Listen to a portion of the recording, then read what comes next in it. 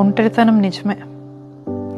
స్నేహితులు వదిలినా, కుటుంబం అర్థం చేసుకోకపోయినా, మనుషులు మోసం చేసినా, ఎవరికి అర్థం కాని పరిస్థితి ఏర్పడినప్పుడు ఒక్కటి గుర్తుపెట్టుకుందాం, దేవుడు నిన్ను వదలలేదు. నీవు ఎప్పుడూ ఒంటరివి కావు. మత్తయి సువార్త 28వ అధ్యాయం 20వ వచనంలో యేసు వాగ్దానం చేస్తాడు, యుగ సమాప్తి వరకు నిత్యము నేను నీతో ఉంటానన్నాడు. గాఢాంధకారపు లోయలో నీవు ఉన్నాను, ఆయన అక్కడ ఉన్నాడు. నిశ్శబ్దంగా నీ గదిలో ఆ తలకడి దిండు మీద కారుస్తున్న నీ కన్నీళ్ళు ఉన్నాయి చూడు, ఆయన చూస్తున్నాడు. నేను దగ్గరగా హత్తుకుంటున్నాడు. మనుషులకు నువ్వు కనిపించకపోవచ్చు, కానీ దేవునికి నువ్వు ఎప్పుడు అదృశ్యం కావు. కాబట్టి ఈరోజు కన్నీళ్ళు తుడుచుకొని దేవుని వైపు చూద్దాం.